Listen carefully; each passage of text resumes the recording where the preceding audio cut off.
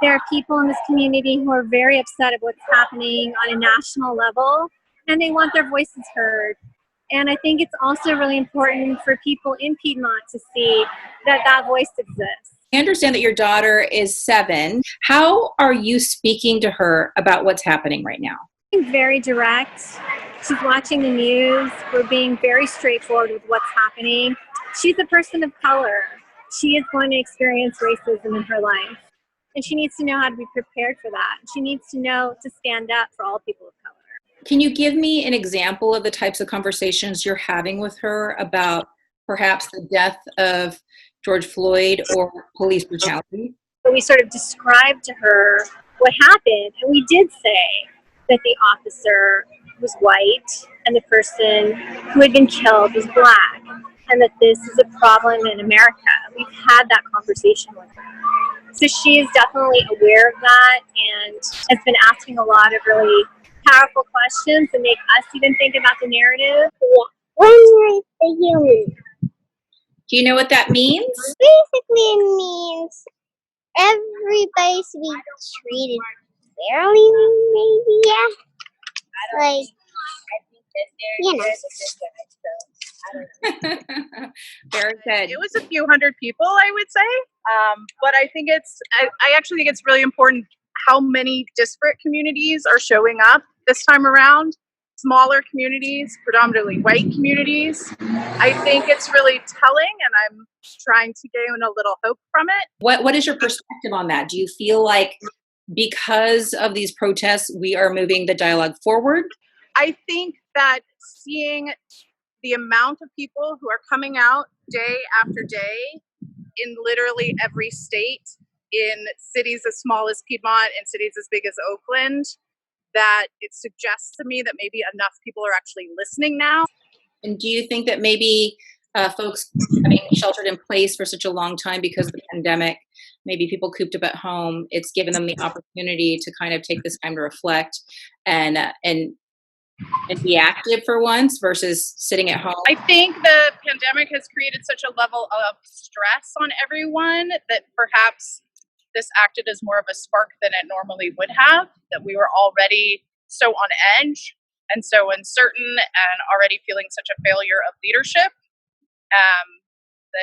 that maybe this just hit us where we should have been hit a long time ago. There's so many young people, there's so many teenagers, Piedmont teenagers, kids, the next generation, and it was really, really beautiful to see. So why did you think it was important to hold this event in Piedmont instead of going to neighboring communities like Berkeley or Oakland?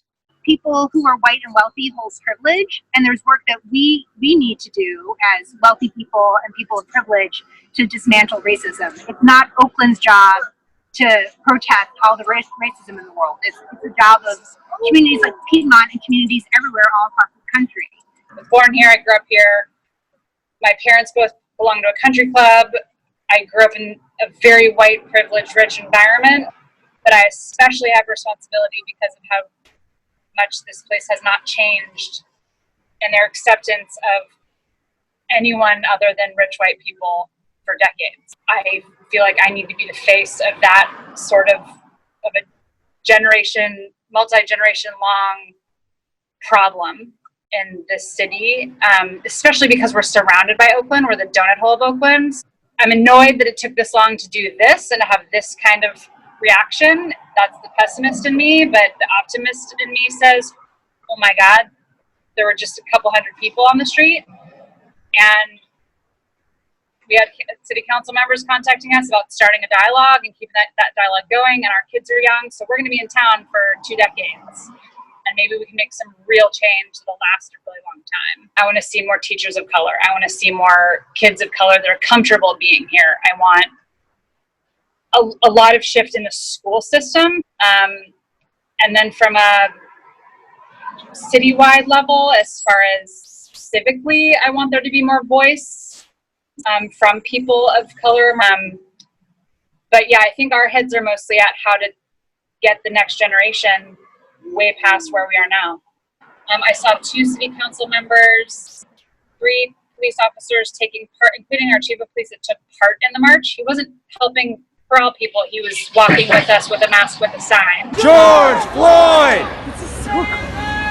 George Floyd! George Floyd! George Floyd! George Floyd! George Floyd! There's a lot of mixed emotions that I have out here today, but incredible pride in this community. I hope this type of energy continues and has some staying power, because this is what's going to be needed to really promote the long-term change that we need in certain aspects in this country. So I'm incredibly moved by what I'm seeing out here today. I continue to be, and just pray for all of our safety and welfare, and we need to continue moving together as a country.